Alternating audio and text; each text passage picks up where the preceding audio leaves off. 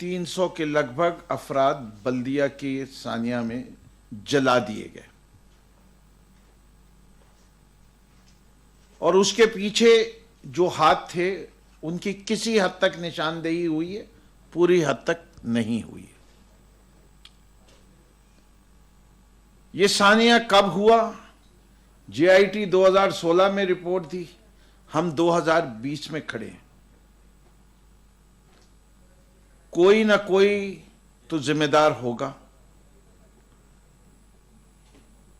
Prosecution का, police की जानिब से कौन जिम्मेदार है? सिंध हुकूमत है या नहीं है? अगर सिंध हुकूमत है तो हमें यह बताएं कि उन्हीं ने किस किस के खिलाफ चालान बना के पेश किए गए, उनका बयानिया सरकारी तौर पर क्या है?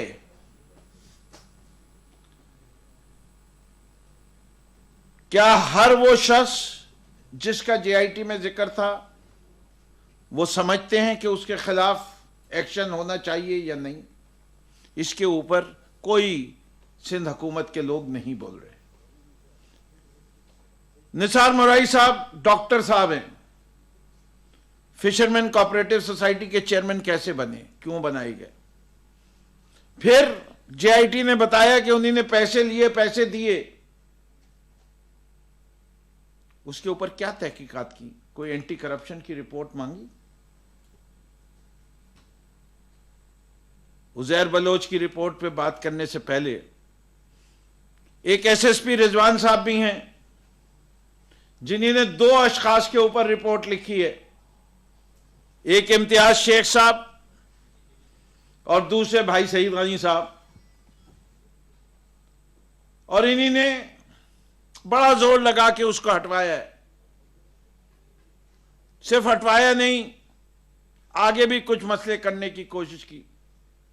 और कमाल की बात है, जिस तरह उजैर बलोच को पीस अवार्ड दिया गया, अमन अवार्ड दिया गया, जो सरदार इम्तियाज शेख साहब के साथ कॉपरेट करता है, सरदार तगानी साहब, उसको भी अभी अवार्ड दिया गया है, जिस पर मैं पहले प्रेस कॉन्फ्रेंस कर चुका हूं। वहां भी यही चार्ज है कि पुलिस की वैन्स के जरिए इस्तेमाल होती हैं। आज हम फिर अपनी अदलिया को कह रहे हैं कि अवाम आपकी तरफ भी देख रही है इस निजाम में। इसके सिंध हुकूमत ना अपना सोशल कॉन्ट्रैक्ट पूरा कर रही है, ना वो अपनी जिम्मेदारियां पूरी कर रही है। सोशल कॉन्ट्रैक्ट क्या होता है? सोशल कॉन्ट्रैक्ट यह है कि जिस तरह हुकूमत में आए हो तो उसके बाद लोगों को उनकी बुनियादी जरूरियात पूरी करो। ये सूबा साफ पानी से महरूम है।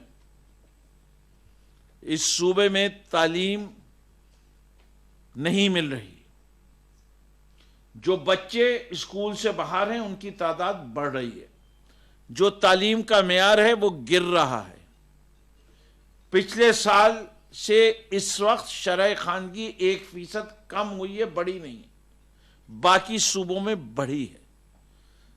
कराची जैसे शहर में पब्लिक ट्रांसपोर्ट का कोई निजाम नहीं है। बसों को पार्क करने की कोई जगह नहीं है। पब्लिक ट्रांसपोर्ट को पार्क करने की कोई जगह नहीं है। पीएफसी अवार्ड हुआ नहीं है। मैं ये फहरिस्त इतनी लंबी है कि मैं आधे घंटे तक गिना सकता हूं कि जिधर इन्हीं ने सोशल कॉन्ट्रैक्ट पूरा नहीं किया। इसी तरीके से इन्हीं ने जो अपनी जिम्मेदारियां हैं लॉ एंड ऑर्डर के सिलसिले में, वो भी नहीं पूरी की। ये बड़े शौक से तो कहते हैं कि हमने अमन बहाल किया, लेकिन मैं अपने सिंध के तमाम भाई बहनों से वो वक्त याद दिलाना चाहता हूं जब नवाज शरीफ आया करते थे, रेंजर के इख्तियारात में तोसी का मामला होता था और हर 90 दिन के बाद मसला होता था। आप ये सोचिए कि ये ऐसी हुकूमत है, पाकिस्तान के किसी सूबे में के किसी शहर में परमानेंट रेंजर की पोस्टिंग नहीं है। ये टैक्स पेयर के ऊपर बोझ है। पाकिस्तान पीपल्स पार्टी 1970 से लेके अब तक 35 साल से ज्यादा हुकूमत कर चुकी है सूबे में, और ये रेंजर्स का रिप्लेसमेंट नहीं ला सकते, ना ये शहर मुतहम्मिल है। इस वक्त अमन व अमान की जमानत देने वाला अगर कोई इदारा है वो पुलिस नहीं है, वो रेंजर्स है। रेंजर्स को हटा देंगे, भत्ता भी शुरू करने के लोग तैयार हो जाएंगे, कत्ल गारत और किडनैपिंग भी शुरू हो जाएगी। इससे कि पुलिस के अंदर ना ट्रेनिंग हुई है, ना ऐसे अफसरान आए हैं जो डिलीवर कर सकते हैं। रेंजर्स और पुलिस में क्या फर्क है? क्या ये कोई दो मुख्तलिफ इंसानों की फैक्ट्री से लोग लेते हैं? फैक्ट्री एक है, एक जगह चुनाव सही होता है, ट्रेनिंग सही होती है, दूसरी जगह चुनाव और ट्रेनिंग सही नहीं होती और पैसे का ज़ियान होता है। जो बात बुनियादी तौर पे करना चाहते हैं उज़ैर बलोच के लिहाज से कि 2 रिपोर्ट्स मंजर आम पे आ चुकी हैं, एक पे 4 सिग्नेचर हैं और एक पे 6 सिग्नेचर है, लेकिन 5 है।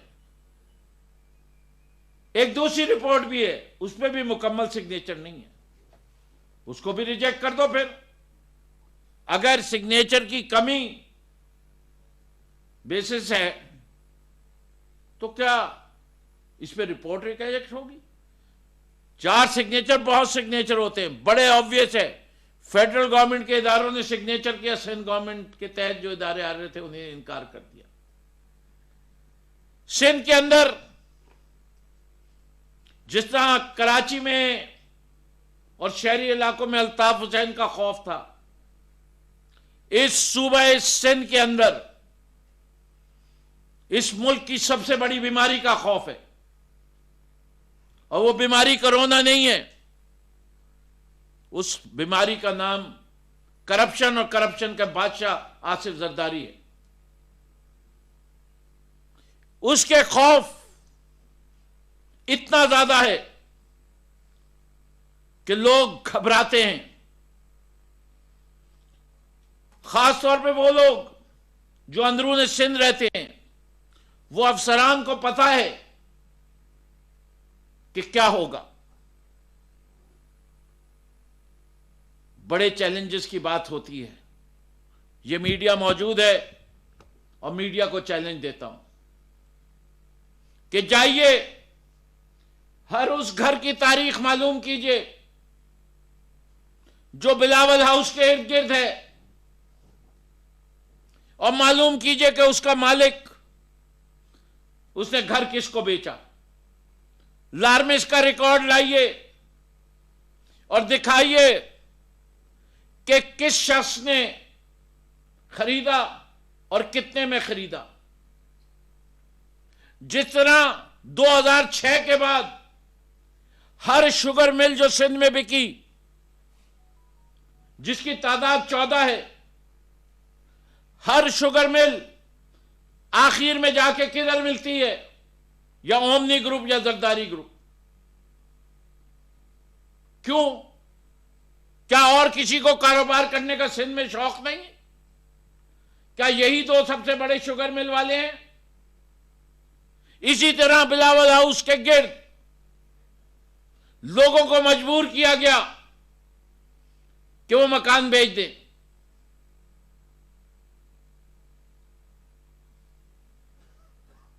अगर ये बात शहर कराची में ज़बाने ज़दे आम थी, इस पूरे शहर कराची ने देखा कि जमहूरियत के दिलदादा लोग सरकारी सड़क पर कब्जा कर लेते हैं। वो जो महबूब हैं पूरे अवाम के, उनको किस बात का खौफ था कि इतनी इतनी ऊंची दीवारों के पीछे छुपे बैठे। अगर वो ये सब कुछ समझते हैं कि यहां जो गलत कहा जा रहा है, तो मैं समझता हूं कि चैलेंज करें, हम भी चैलेंज करते हैं। और इसके ऊपर मैं समझता हूं कि एक बड़ा मसला है पाकिस्तान में, पूरे पाकिस्तान में इन दोनों जीआईटीज के ऊपर। कि लोगों का एतबार खत्म हो रहा है रूल ऑफ लॉ पर और इंसाफ पर। जब 300 लोगों को जला दिया जाए और इंसाफ ना हो, तो एक आम शख्स का अगर मर्डर होगा तो उसको कितने दिनों में इंसाफ मिलेगा? यह इतना बड़ा सवालिया निशान है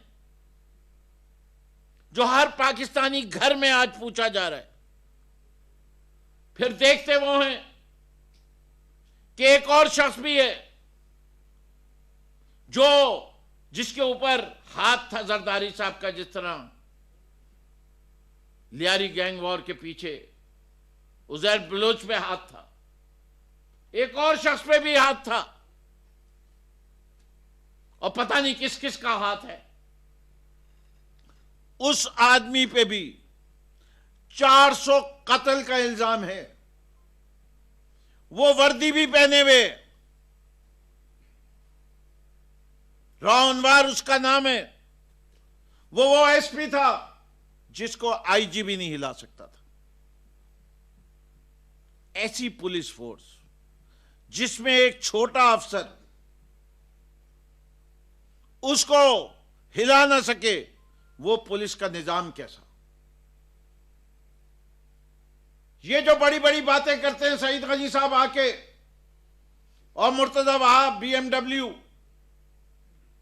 जरा मुझे ये तो बता दें कि मुर्तजा भुट्टो के कातिलों को क्यों नहीं पकड़ा गया अभी तक? उसके ऊपर जो इन्वेस्टिगेशन है उसको पब्लिक क्यों नहीं करते? बताएं, वो तो पुलिस की गोलियों से मरा था। सवाल ये मैं पूछता हूं कि आओ बताओ कि पुलिस के ऑपरेशन का ऑर्डर किसने दिया था? फिर फायरिंग का ऑर्डर किसने दिया था? फिर वो जो पुलिस वाले ने खुदकुशी की वो क्यों की? और आज तक उसकी इंक्वायरी के ऊपर किसी को जिम्मेदार क्यों नहीं ठहराया गया? मुर्तजा भुट्टो इनके बानी जुल्फिकार अली भुट्टो का वाहिद सपूत था जिसको हक था भुट्टो इस्तेमाल करने का। नाम जी जब जिस वक्त हुआ था मैं वो बता रहा हूं, उस वक्त चश्मो चिराग था इनके चेयरमैन का। क्यों खामोश रहे? हुकूमत में थे, बाद में फिर आए हुकूमत में। कितने साल और गुजरेंगे जब तुम बताओगे इस मुल्क के लोगों को कि मुर्तजा भुट्टो का कातिल कौन है? रावनवार क्यों बाहर है? उसका केस कब चलेगा? कब उन लोगों को जस्टिस मिलेगा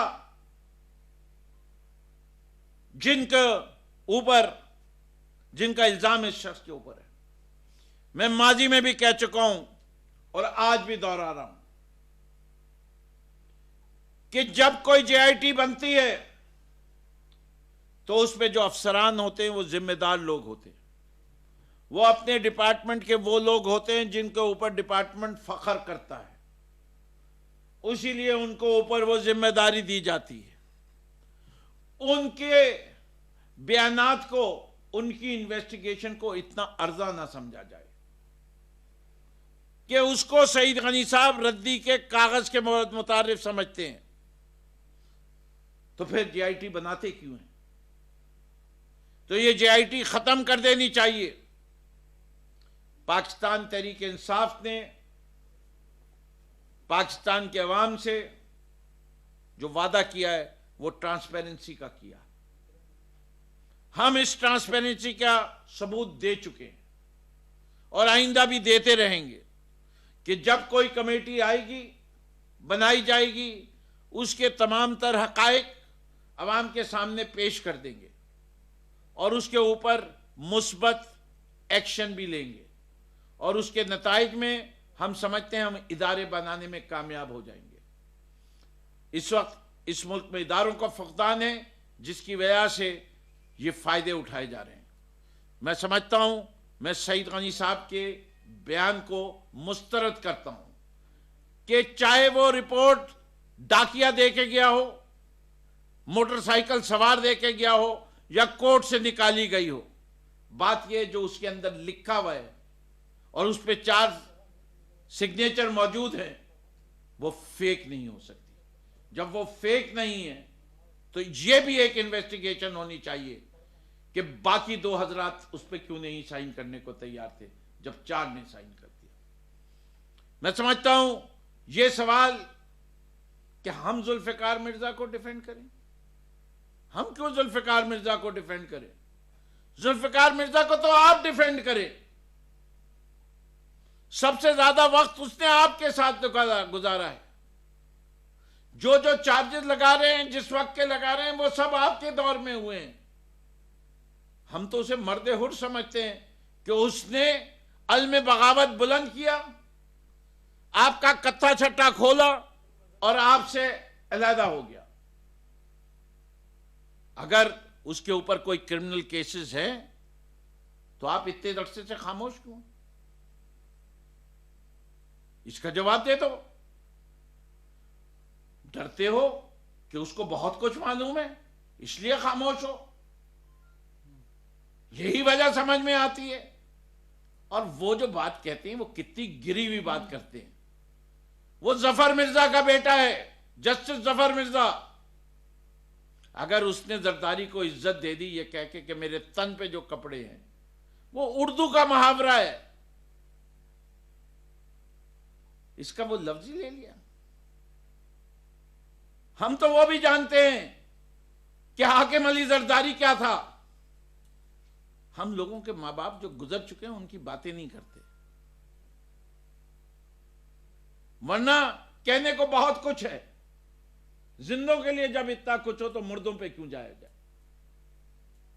और जो बात करते हैं कि अली जैदी के, भाई तुम्हारे पास तुम कहो तो जायज, तुम तो एक लिखी हुई किताब का जिक्र कर लेते हो कि उसने लिख दिया तो सही होगा।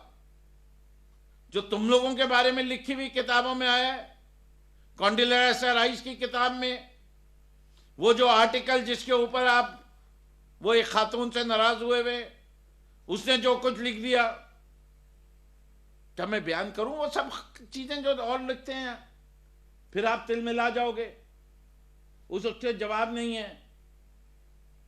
जाओ सू करते ही, या सू करो, अब भी सू कर दो। जिसने अखबारों में इंग्लैंड में लिखी हैं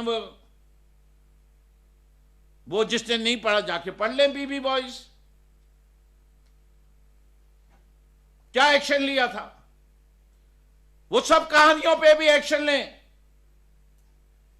जो इनके इस वक्त के चेयरमैन के ऊपर आई हैं कि क्या क्या करते थे या क्या करते हैं। तो ऐसी बातें ना कहें, मुंह में ज़बान हम भी रखते तो ये इल्जामात मुस्तरद भी करते हैं और हम समझते हैं कि जो मौजू है उस पर रहिए, लोगों को इंसाफ दिलवाइए। जो जमीन पे हकाइक हैं उनको ऊपर से पर्दा चाक कीजिए और जो मुल्जिम है उसको कैफरे किरदार तक पहुंचा के ऐसी सजा दिलवाइए कि आइंदा ऐसा जुर्म कोई करने का सोचे भी नहीं। आप कुछ कहना चाहेंगे खुर्रम जी? हाँ जी, सवाल लेते हैं आप लोग। पाकिस्तान तहरीक इंसाफ के रहनुमा फिरदौस शमीम नकवी कराची में प्रेस कॉन्फ्रेंस कर रहे हैं। उन्होंने कहा कि सिंध की आवाम साफ़ पानी, तालीम जैसी बुनियादी सहूलियात से भी महरूम है। सिंध को करप्शन की वबा से सबसे ज़्यादा ख़तरा है। उन्होंने कहा कि सानहा बल्दिया में शनाख्त होने वाले अफराद के ख़िलाफ़ सिंध हुकूमत ने क्या कार्रवाई की है। उज़ैर बलूच और निसार मोराई से मुतालिक JIT रिपोर्ट सामने आ चुकी हैं। कराची में अमन के क़याम में रेंजर्स का किरदार इंतहाई अहम है।